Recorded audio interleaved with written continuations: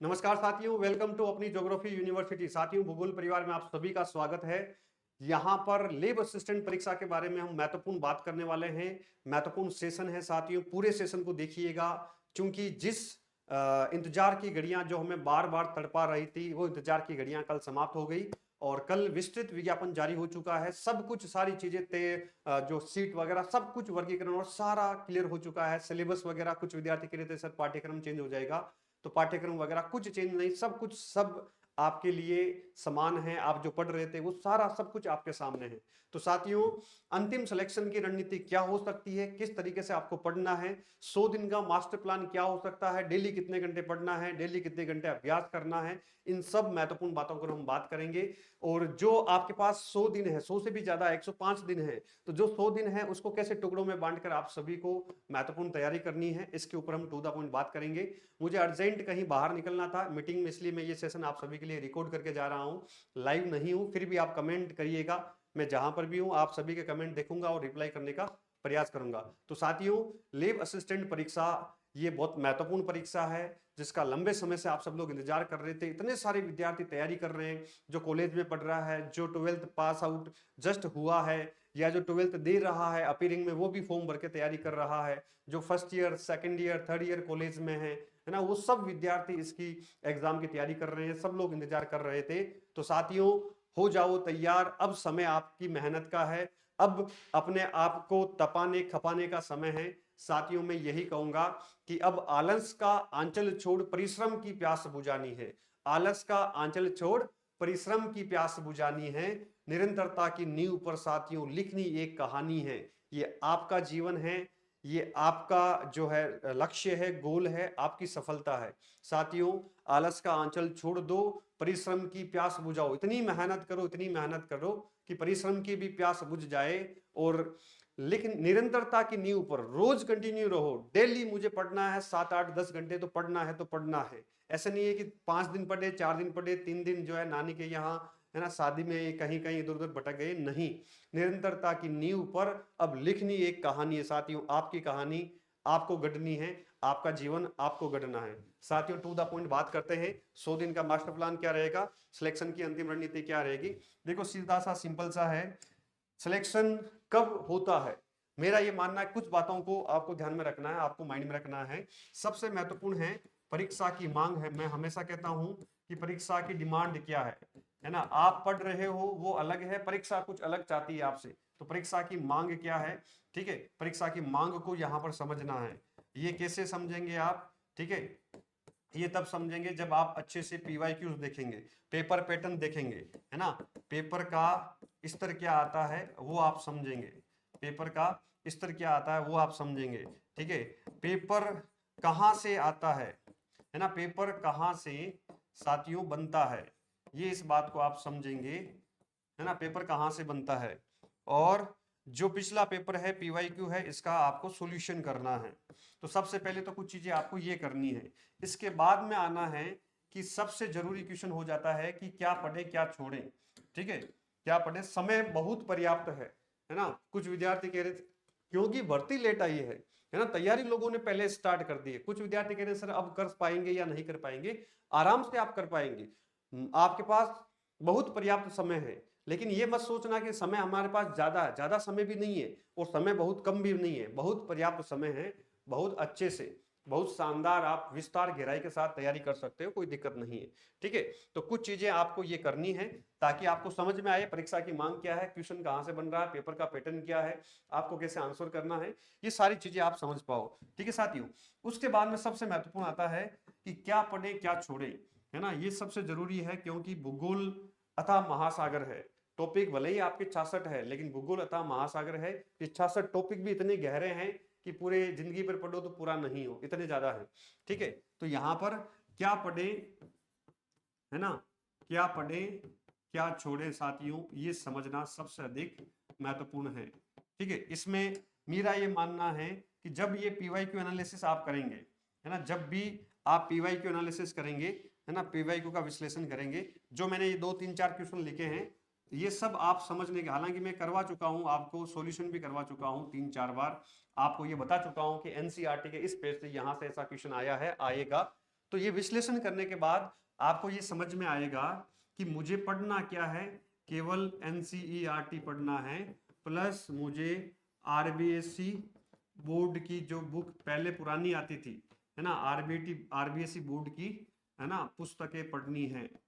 ठीक है, सबसे महत्वपूर्ण ये आपके समझ में आ गया कि यहां पर मुझे एनसीईआरटी, ठीक है, एनसीईआरटी प्लस आरबीएससी बोर्ड की पुस्तकें पढ़नी है, ये आपको समझ में आ गया। अब साथियों आगे बढ़ेंगे कि ये विश्लेषण आपने कर लिया कि इतना ही पढ़ना है, इसके अलावा कुछ नहीं।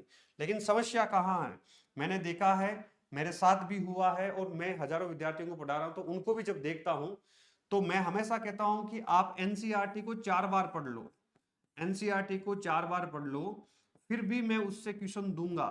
4 बार पढ़ने के बाद भी, 4 बार पढ़ने के बाद भी आपको मैं प्रश्न दूंगा, और वो प्रश्न आप गलत करेंगे। ठीक है, वो प्रश्न आप गलत करके आते हैं। इसका मतलब क्या है कि एनसीईआरटी की भाषा बहुत कठिन है, एनसीईआरटी की भाषा बहुत कठिन है, इतना आसान नहीं है। तो इसलिए पढ़ने के बावजूद भी, पढ़ने में बड़ी आसान लगती है, जब क्वेश्चन आता है तो वहां पर वो क्वेश्चन नहीं कर पाते हैं। तो पढ़ने के बावजूद भी भाषा कठिन है और आंसर यहाँ पर गलत हो जाते हैं। सबसे बड़ी ये समस्या है, ये नए विद्यार्थियों के साथ नहीं है, जो फर्स्ट ग्रेड की तैयारी कर रहे हैं उनके साथ भी है, क्योंकि फर्स्ट ग्रेड का भी लगभग आधा सिलेबस जो है वो एनसीईआरटी आधारित है, सेम है। और लैब असिस्टेंट का 100% सिलेबस फर्स्ट ग्रेड में है, फर्स्ट ग्रेड का 50-60% जो सिलेबस है वो एनसीईआरटी आधारित है। तो इसलिए ये महत्वपूर्ण हो जाता है। अब यहाँ पर क्या पढ़ना है, क्या छोड़ना है, ये सब समझना जरूरी है। तो पढ़ना केवल एनसीईआरटी और आरबीएससी बोर्ड है, और जो आपके सीधे सीधे 66 टॉपिक हैं, 66 टॉपिक हैं, उनको देखना है कि एनसीईआरटी में वो कहाँ है, क्या है। ठीक है, अब बोलेंगे सर आपने तो इतने सारे नोट्स निकाल दिए, इतनी अच्छी बुक नोट्स की निकाल दी एनसीईआरटी की, फिर भी आप एनसीईआरटी बता रहे हो। साथियों, एक बार अगर आपने एनसीईआरटी बिल्कुल भी नहीं पढ़ी है तो एक बार एनसीईआरटी पढ़ के फिर मेरे नोट्स पढ़ना। ठीक है, नहीं तो मेरे नोट्स का महत्व आपको समझ में नहीं आएगा कि मैंने कितनी मेहनत की है ना, मैंने कितनी सारी चीजें और ऐड की है साथ में, और एनसीईआरटी को मैंने कैसे सरल किया वो समझ में नहीं आएगा। ठीक है, तो एक बार आपको एनसीईआरटी अवश्य पढ़ना चाहिए, फिर मेरी नोट्स वाली बुक पढ़ सकते हैं, उसके अलावा कुछ नहीं। एक बार आपको एनसीईआरटी ही पढ़ना है। ठीक है, साथ साथ में, और वो भी साथ साथ में पढ़ो। एक बार एनसीईआरटी मतलब, और एनसीईआरटी कितनी पढ़नी है, 11th 12th की, 11th प्लस 12th क्लास की टोटल 6 बुकलेट आती है ना, 2 तो 11th क्लास की और एक 11th क्लास की प्रैक्टिकल की, 2 12th क्लास की और 2 12th क्लास की प्रैक्टिकल की। तो 3 11th क्लास की होगी, 3 12th क्लास की होगी, टोटल 6 बुकलेट हो गई एनसीईआरटी की, है ना, 6 बुक्स हो गई एनसीईआरटी की, ये आपको पढ़ना है। अब कैसे पढ़ना है कि एनसीईआरटी मान लो मानव भूगोल आप पढ़ रहे हो, है ना, मान लीजिए आप क्या पढ़ रहे हो, एनसीईआरटी की मानव भूगोल पढ़ रहे हो। तो मानव भूगोल में कोई सा भी, या फिजिकल ज्योग्राफी का, है ना, भौतिक भूगोल के मूल सिद्धांत 11th क्लास की, कोई सा भी एक चैप्टर उठाना। एक चैप्टर को आप कहां से पढ़ोगे, एनसीईआरटी से पढ़ोगे। ठीक है, उसी चैप्टर को फिर कहां से पढ़ो, उसी टॉपिक को, क्योंकि टॉपिक आपके लिखा हुआ सीधा सीधा 66 टॉपिक में से मान लो पहला टॉपिक उठाओ या दूसरा उठाओ, पहला दूसरा एनसीईआरटी, मूल एनसीईआरटी में पढ़ना, फिर जो मैंने एनसीईआरटी के नोट्स बनाए हैं फिर वो नोट्स पढ़ना, फिर आपको मजा आ जाएगा, फिर आपको समझ में आ जाएगा कि मैंने नोट्स में कितनी मेहनत की है। प्लस आपको ये भी समझ में आ जाएगा कि जो है एक बार एनसीईआरटी पढ़नी चाहिए और फिर जो है नोट्स पढ़ना चाहिए।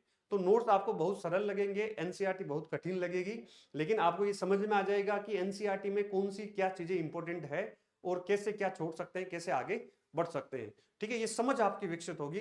नहीं तो एक बार आप एनसीईआरटी नहीं पढ़ेंगे, सीधा नोट्स पे चले जाएंगे, तो एनसीईआरटी में क्या लिखा है, एनसीईआरटी की भाषा क्या है, एनसीईआरटी की कितनी क्लिष्ट भाषा को मैंने सरल किया है, ये आपको समझ में नहीं आएगा, और वो समझ में आना भी जरूरी है। एक बार एनसीईआरटी पढ़ना जरूरी है साथियों। ठीक है, और वो फटाफट पढ़ी जाएगी। 11th 12th 11वीं 12वीं की तो क्लासें हैं, 11th 12th क्लास की तो एनसीईआरटी है, लेकिन है गहराई में एनसीईआरटी का कंटेंट, ध्यान रखिएगा, बहुत गहराई में है। और हर एनसीईआरटी का एक एक लाइन मोती है, एक एक लाइन जो है हीरा है, हर लाइन से, हर लाइन की कीवर्ड से क्वेश्चन बनेगा शानदार। तो शानदार लाइन टू लाइन जो है पढ़ने के दौरान आपका माइंड अलर्ट रहना चाहिए कि मैं पढ़ रहा हूं, तो मैं खुद मान लो पेपर बनाता, क्वेश्चन बनाता, तो इस लाइन से कैसा क्वेश्चन बना सकता था, वो अप्रोच आपको रखनी है। ठीक है, उस अप्रोच से आपकी शक्ति बढ़ेगी, आपको कॉन्फिडेंस आएगा, आपका माइंड पढ़ने के दौरान हमेशा अलर्ट रहेगा, ऐसा नहीं सोते सोते पढ़ रहे हो, आधे गाने सुन रहे हो, आधे कुछ कर रहे हो, नहीं, ठीक है, क्योंकि आप खुद एग्जामिनर बने हुए, आप जब पढ़ रहे हो तो आपको दिख रहा है कि मुझे यहां से, मैं अगर पेपर बनाता तो मैं इस लाइन से ऐसा क्वेश्चन बनाता, तो उस दौरान हमारा आपका माइंड क्रिएटिव होगा, केवल अखबार की तरह बांचोगे नहीं कि हाँ हाँ फटाफट सूरज सर ने आज टारगेट दिया था, आज पूरा हो गया, चलो आगे बढ़ो, नहीं, ठीक है, ढंग से पढ़ो, उसको अच्छे से पढ़ो, पढ़ते पढ़ते पढ़ते आपको शानदार मजा आ जाएगा, ठीक है, माइंड अलर्ट रहेगा, ठीक है, तो ये आपको करना है, इसको अच्छे से आपको एनसीईआरटी को इस प्रकार और साथ में नोट्स को पढ़ना है, ठीक है। अब केवल नोट्स पढ़ने से ही कुछ नहीं होगा सिलेक्शन के लिए आपको, ठीक है। अब देखो पढ़ना क्या है, टुकड़ा मतलब टॉपिक वाइज पढ़ो, ठीक है। आप क्या करोगे, एक तो टॉपिक वाइज आपको पढ़ना है, सिलेक्शन के लिए बहुत महत्वपूर्ण है टॉपिक वाइज, ऐसे हफेजार्ड नहीं पढ़ना है आधा अधूरा की आज 12 नंबर टॉपिक पढ़ रहे हैं, कल 13 नंबर पढ़ रहे हैं। हालांकि 66 टॉपिक को मैंने क्या किया है, उसको अलग अलग कर लिया है कि फिजिकल ज्योग्राफी के सारे टॉपिक अलग कर लिए, है ना, ओशनोग्राफी के सारे अलग कर लिए, मानव भूगोल के सारे अलग कर लिए, पर्यावरण के टॉपिक 2-3 जगह थे, उन सबको एक साथ लेकर आ गया, है ना। जो अपनी प्रैक्टिकल ज्योग्राफी है उसके टॉपिक भी अलग अलग 66 में टुकड़ों में अलग अलग थे, मैंने एक साथ कर दिए, तो उस टॉपिकों को जो सेम यूनिट के उनको एक साथ कर दिए, तो एक साथ आप पढ़ो ताकि चीजें आपके लिए आसान हो जाए, ठीक है। तो यहाँ पर टॉपिक वाइज पढ़ना है, जब आप टॉपिक वाइज पढ़ेंगे तो करना क्या है, ध्यान से देखना, बहुत महत्वपूर्ण है, एक यात्रा भी हम स्टार्ट करेंगे, मेरे साथ भी आपको वो चीज करनी है। मतलब मान लो 11 नंबर का टॉपिक है, आज आपने 11 नंबर का टॉपिक पढ़ा, या आज आपने 12 नंबर का टॉपिक पढ़ा, इस टॉपिक को आपने एनसीईआरटी से भी पढ़ लिया, ठीक है, अपने लैब असिस्टेंट के जो एनसीईआरटी के सरल नोट्स आते हैं और उसको मेरे जो नोट्स हैं उस नोट्स में से पढ़ लिया, ठीक है।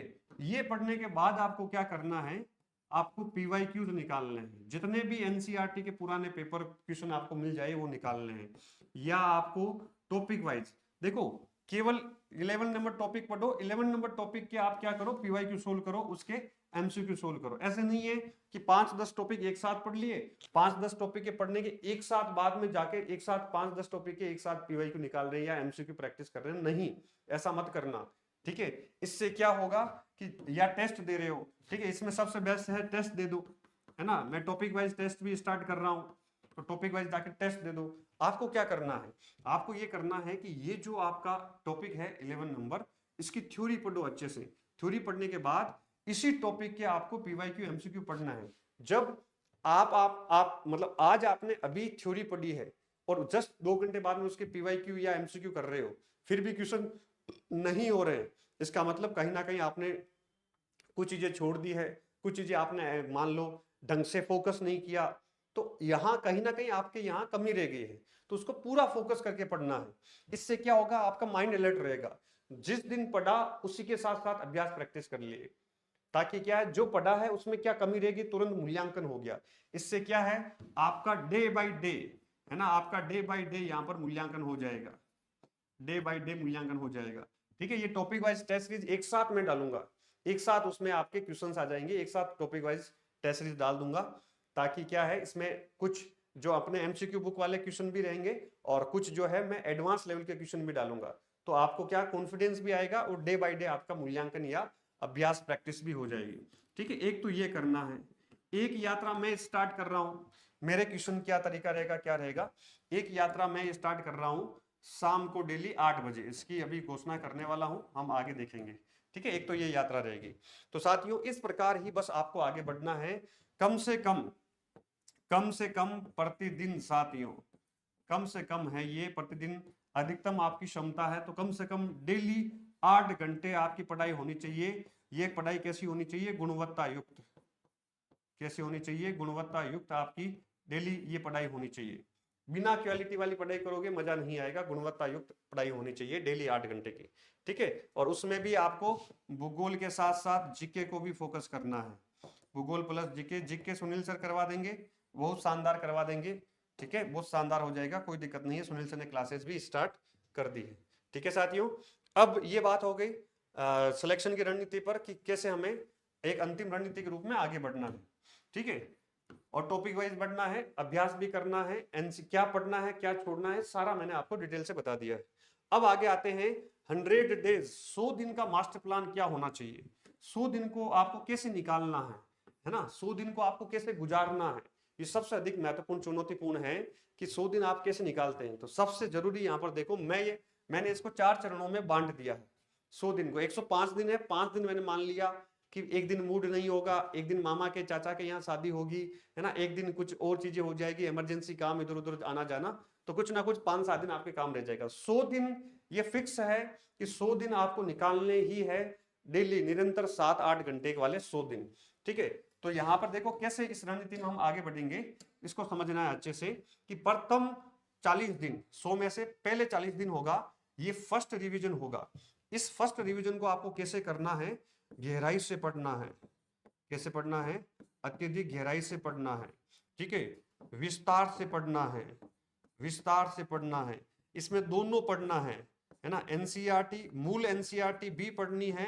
मूल एनसीईआरटी पढ़ने के साथ साथ जो मैंने एनसीईआरटी के सरल नोट्स बनाए हैं, ठीक है, ये नोट्स भी पढ़ने हैं।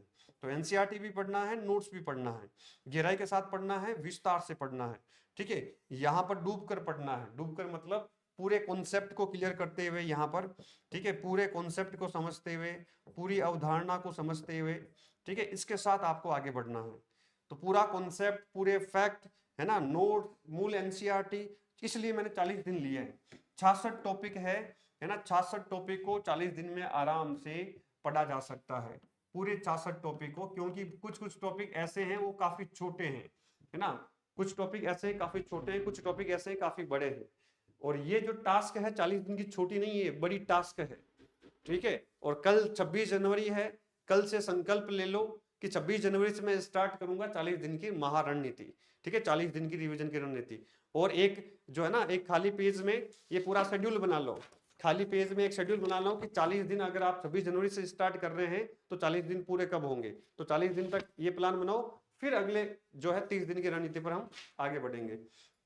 तो यहाँ पर पढ़ने की जो आपकी तैयारी की रणनीति है, ये अत्यधिक गहराई से होनी चाहिए, मजबूती के साथ होनी चाहिए। और जब ये 40 दिन आप निकल जाए, जब आपके 40 दिन पूरे हो जाए, तो आपको सुपर कॉन्फिडेंस आना चाहिए कि यस, मेरे से अभी एग्जाम दिलवा दो, मैं तैयार हूं, इतना कॉन्फिडेंस आना चाहिए, है ना। और 40 दिन बिना शानदार प्रभावी तैयारी के, एक होता है तैयारी कर रहे हैं, मतलब एक तैयारी कर रहे हैं, एक होती है प्रभावी तैयारी, इफेक्टिव प्रिपरेशन होती है। तो इफेक्टिव प्रिपरेशन करनी है, प्रभावी तैयारी करनी है, तब 40 दिन में आपको शानदार कॉन्फिडेंस आएगा, पढ़ने का मजा भी आएगा।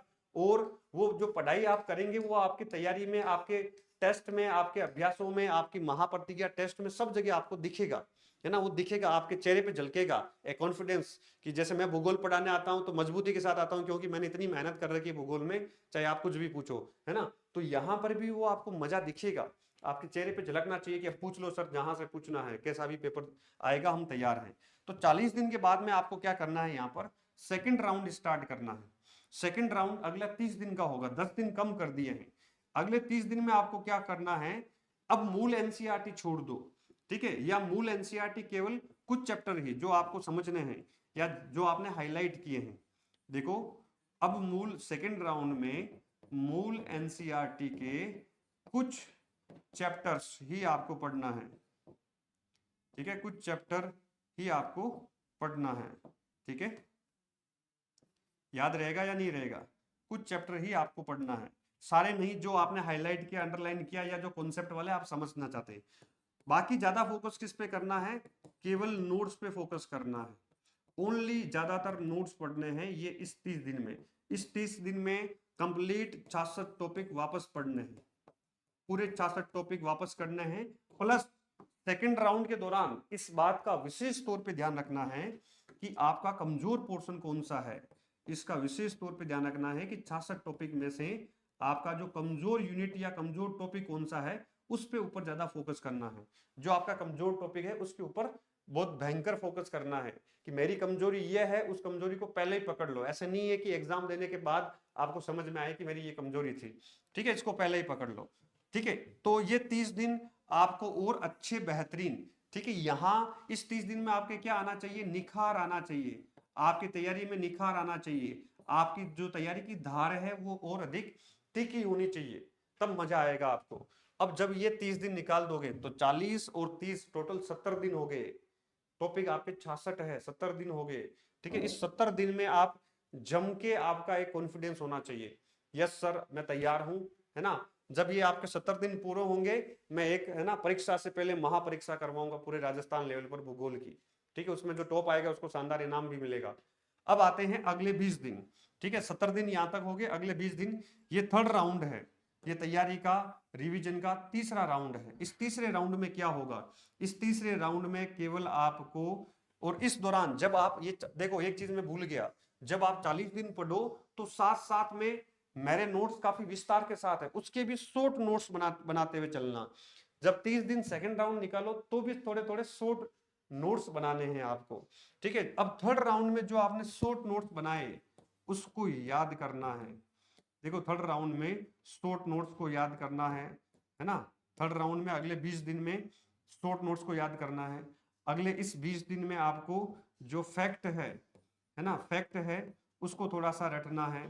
कुछ करंट अपडेटेड डाटा भी दूंगा मैं, है ना, जो जैसे मान लो जनसंख्या वगैरह इसके करंट डाटा है, उस करंट डाटा को याद करना है, ठीक है। जो चीज आपकी कमजोर है, जो जो टॉपिक पढ़ने के दौरान हाईलाइट करते जाना कि मेरी ये टॉपिक, मेरी ये यूनिट, मेरे ये फैक्ट कमजोर है, उस कमजोर फैक्ट को देखते जाना। तो कमजोर फैक्ट, करंट डाटा, फैक्ट रटना है, शॉर्ट नोट्स जो बनाया है बार बार रिवीजन करना है यहाँ पर, ठीक है। शॉर्ट नोट्स का अच्छे से बार बार रिवीजन करना है तो चीजें आपके लिए आसान हो जाएगी।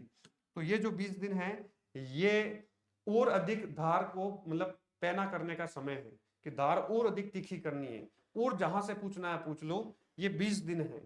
अब जो लास्ट में अंतिम 10 दिन बचेंगे, उस अंतिम 10 दिन में केवल की फैक्ट, इस अंतिम दिन में केवल कुछ टॉपिक जो आपके कमजोर हैं, केवल देखो यहां तक तो पूरा रिवीजन होगा। देखो ये 3 राउंड में तो फुल रिवीजन चलेगा, जो अंतिम रिवीजन होगा वो केवल कुछ टॉपिक्स का होगा। बहुत आसान टॉपिक को यहाँ पे टच ही नहीं करना है, केवल जो फैक्ट है ना उसको हम याद करेंगे। केवल जो की हाईलाइट चीजें हैं जो आपने पढ़ने के दौरान हाईलाइट की है उसको आपको पढ़ना है,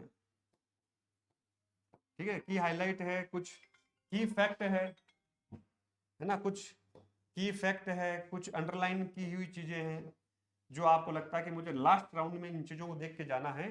तो ये महा रिवीजन, अंतिम रिवीजन आपको करना है, जहां से फैक्ट, जहां पे अत्यधिक डाटा, जहां पे अत्यधिक कुछ हाईलाइट करने वाली चीजें, जहां जो कमजोर है टॉपिक वापस एक बार देख के जाना था, 2 4 5 टॉपिक, वो अंतिम 10 दिन में होना चाहिए।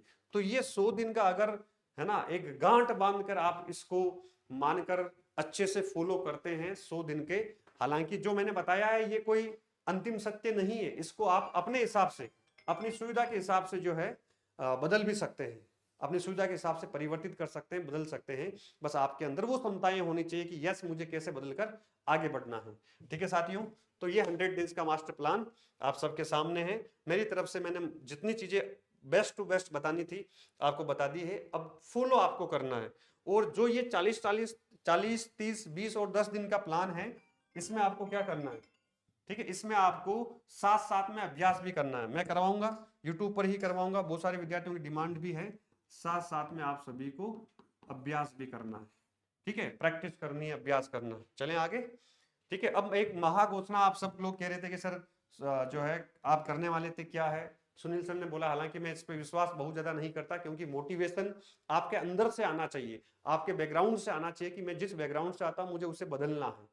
फिर भी सुनील सर की तरफ से और हमारी पूरी जो है टीम की तरफ से मान सकते हैं, मेरी तरफ से भी मान सकते हैं कि सुनील सर ने कहा कि सर बच्चों को बता दो, बोल दो, मोटिवेशन से मेहनत करे जम के। तो जो फर्स्ट रैंक लाएगा, सर ने कहा है कि उसको कुछ वो एप्पल वाला आदि कटी हुई फोन आता है ना, आईफोन कहते हैं, क्या कहते हैं, वो मिलेगा। सेकंड रैंक पे आपको टेबलेट मिलेगा, ठीक है, एक अच्छा टेबलेट जिससे आप पढ़ाई करते हैं, ये बढ़िया लगा मुझे टेबलेट वाला मामला। थर्ड रैंक पे आपको अच्छा स्मार्ट मोबाइल मिलेगा जिसमें आप कुछ चीजें पढ़ सकते हैं, देख सकते हैं, ठीक है। ये एक मोटिवेशन के लिए प्रेरणा है, उपहार है आप सभी के लिए, ताकि आप भी रैंक लेके आओ। और इससे बड़ा मोटिवेशन जो होगा जब आप अपनी यूनिवर्सिटी में आएंगे, जब आपके लिए वो गौरव का पल होगा, और आप सभी के सिर पर साफा होगा, माला होगी, और आपके परिजन भी आपके साथ होंगे, वो सबसे अधिक गौरव का पल होगा। ये तो कुछ नहीं है, ठीक है। अब देखो महाघोषणा जो मेन मैं करने वाला हूं, वो ये महाघोषणा है अभ्यास का प्लान, ठीक है। महाघोषणा जो मैं करने वाला हूं, आरंभ भूगोल एनसीईआरटी बैच वापस मैं स्टार्ट कर रहा हूं, यूट्यूब पर स्टार्ट कर रहा हूं। इस बैच में केवल टॉपिक वाइज एनसीईआरटी के टॉपिक वाइज क्या होंगे, पीवाईक्यू प्लस एमसीक्यू होंगे। यूट्यूब पर करवाऊंगा साथियों, ठीक है, यूट्यूब पर करवाऊंगा। डेली अपना टाइम 8 बजे का रहेगा, एमसीक्यू और पीवाईक्यू करवाऊंगा, ठीक है, ये प्लान रहेगा। तो आरंभ एनसीईआरटी भूगोल में स्टार्ट कर रहा हूं। इसमें विशेष क्या है, इसमें विशेष ये है कि एनसीईआरटी आधारित है ना, एनसीईआरटी आधारित आपके प्रश्न होंगे, ठीक है। इसमें मैं वो प्रश्न भी लूंगा जो आपके सिलेबस में है और फर्स्ट ग्रेड में, क्योंकि फर्स्ट ग्रेड का सिलेबस 50% एनसीईआरटी आधारित है। तो फर्स्ट ग्रेड के जो पीवाईक्यू हैं, जो फर्स्ट ग्रेड में केवल एडवांस लेवल नहीं, केवल जो एनसीईआरटी आधारित पूछे गए हैं, वो एनसीईआरटी आधारित फर्स्ट ग्रेड के क्वेश्चन भी आपको लैब असिस्टेंट के विद्यार्थियों को प्रैक्टिस कराऊंगा। तो ये फर्स्ट ग्रेड और एनसीईआरटी दोनों का शानदार मिश्रण हो जाएगा, और एनसीईआरटी से जो डायरेक्ट क्वेश्चन मतलब पूछे गए फर्स्ट ग्रेड में, वो सारी प्रैक्टिस कराऊंगा। तो आरंभ भूगोल एनसीईआरटी आधारित शानदार है ना, पीवाईक्यू एमसीक्यू रोज हम टॉपिक वाइज, पहले मैं शेड्यूल बता दूंगा 7 दिन का शेड्यूल क्या रहेगा, उसके हिसाब से हम आगे बढ़ेंगे।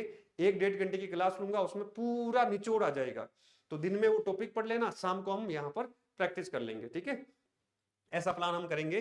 कल है 26 जनवरी, ठीक है, 26 जनवरी से मैं स्टार्ट इसको नहीं करूंगा, इसको मैं स्टार्ट करूंगा 27 जनवरी से। 26 जनवरी को हम संकल्प लेंगे, ठीक है, और 27 जनवरी से हम स्टार्ट करेंगे। शानदार, बहुत बेहतरीन, बहुत मेहनत करके हम स्टार्ट करेंगे। और कोशिश करूंगा अगर मान लो कल समय मिला तो कल ही स्टार्ट कर दूंगा कल, क्योंकि आप सब लोगों को पता है कि कल वार सोमवार है, महादेव जी का वार है। तो बाबा भोलेनाथ के आशीर्वाद से हम यहाँ पर स्टार्ट करेंगे साथियों। आदि योगी का आशीर्वाद, बाबा भोलेनाथ का, महादेव का आशीर्वाद हम सब पर बना रहे।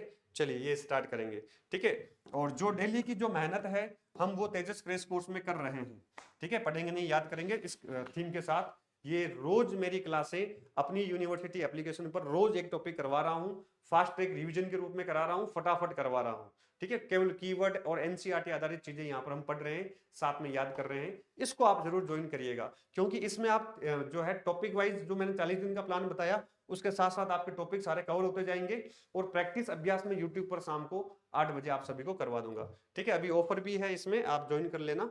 और ये आप सब लोगों ने मंगवा ली है, कुछ लोगों के पास पहुंची नहीं है, उनसे हाथ जोड़ के मैं माफी चाहता हूं, क्योंकि ये जो आप देख रहे हैं लैब असिस्टेंट भूगोल लैब एमसीक्यू बुक, और ये अपने एनसीईआरटी आधारित सरल नोट्स लैब असिस्टेंट के, तो ये नोट्स जो है स्टॉक आउट हम मंगवाते हैं, स्टॉक आउट हो जाता है, ठीक है। ज्यादा मंगवा नहीं सकते, क्या पता, डर लगता पड़े रह गए तो फिर जो है जितना इनसे मिला नहीं उतना नुकसान हो जाएगा।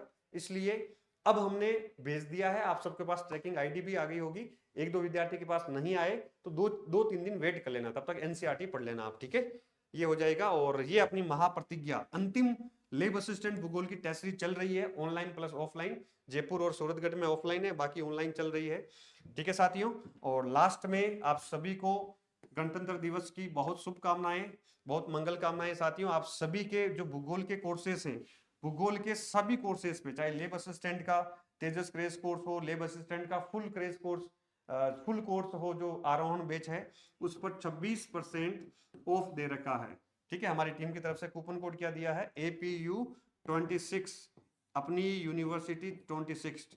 ये APU कोड डालेंगे आपको सब जगह छूट मिल जाएगी, चाहे भूगोल के कोर्स कोई सा भी कोर्स ज्वाइन करेंगे उन सब में आपको डिस्काउंट मिल जाएगा, ठीक है साथियों। जय हिंद, जय भूगोल, जय भारत, ठीक है। अभी मैं इतना ही कर पाऊंगा, बाकी हम कल मिलते हैं। मैंने सारी चीजें बता दी है, शानदार प्लान बता दिया है, और मेरी गारंटी है साथियों, कंधे से कंधा मिलाकर चलना। लैब असिस्टेंट में जब पेपर सॉल्यूशन करवाऊंगा, मैं दिखाऊंगा कि इस क्लास में तब आपको पढ़ाया था, नोट्स में यहाँ पर लिखा है, क्लास में यहाँ पर पढ़ाया था, वहीं से क्वेश्चन आएगा, ठीक है। ये तो लैब असिस्टेंट है, हमने तो असिस्टेंट प्रोफेसर में झंडे गाड़े हैं, जहां पर 300 क्वेश्चन आते हैं, भूगोल का पूरा महासागर है। तो प्रमाणित पुस्तकें 30 पुस्तकों से नोट्स बनाकर दिए, और वो सारा पेपर वहीं से आया है। तो अपने तो लैब असिस्टेंट है, इसमें तो कोई दो राय है ही नहीं, है ना। जो पढ़ाएंगे वही छपेगा, ये गारंटी है, ठीक है साथियों। आप सभी को all the best, good night to all of you. मस्त रहिए, स्वस्थ रहिए, पढ़ते रहिए। जय हिंद, जय भूगोल। कल सुबह आप जो भी जयपुर के आसपास हैं झंडारोहण करेंगे अपनी यूनिवर्सिटी जयपुर सेंटर पर। आप सब लोग हार्दिक आमंत्रित है, आप सब लोग आ सकते हैं। Thank you.